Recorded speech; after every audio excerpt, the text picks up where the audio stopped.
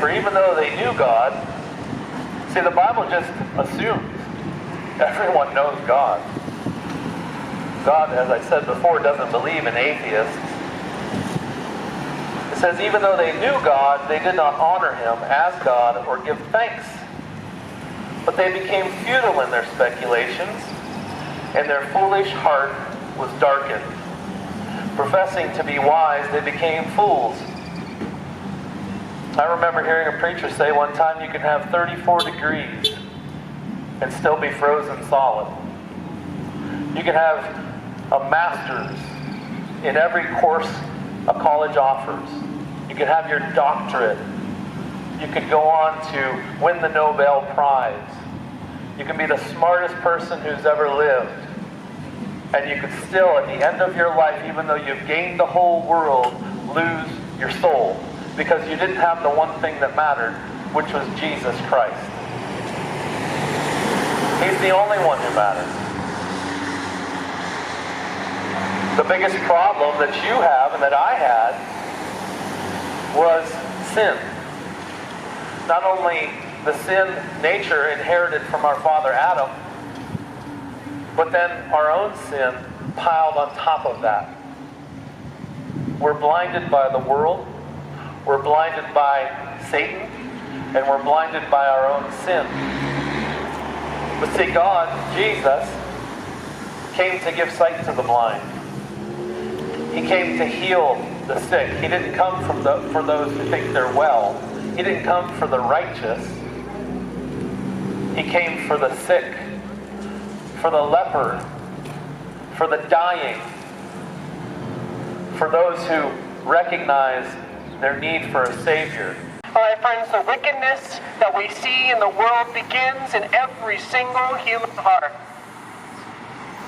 The scriptures say that all have sinned and fall short of the glory of God, and that the wages of this sin is death. What is sin, my friends?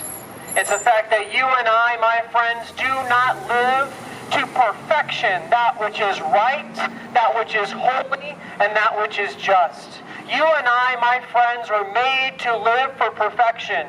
You and I were made to love, to seek justice, to do what is right. Yet you and I disobey these commands inherited to us by our fathers every single day.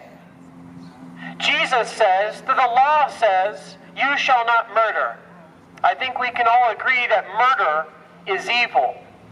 Yet Jesus continues and he says that yet I say unto you that if you hate your brother in your heart, you are a murderer in the eyes of God. This is how seriously God takes sin. God equates hatred with murder. So let me ask you some questions. Were you agitated with your spouse today? Were you angry driving through traffic today? Have you shown anger or resentment or arrogance towards a coworker or a family member or a friend? Congratulations, my friend. You are a murderer. All of us are.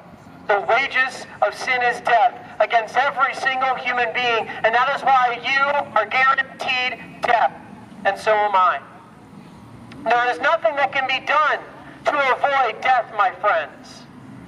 Yes, you might hold on to some wealth for a period of time. Yes, you might have a healthy body in the meantime. But deathbeds are named for us all.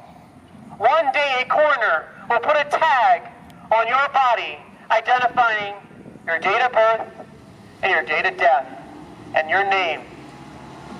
You will be accounted for and buried in the earth. And then you will be taken before God in judgment and held in account for every single moment of your life. So what will you say before God, who equates anger with murder, who takes sin so seriously? What will you say to him?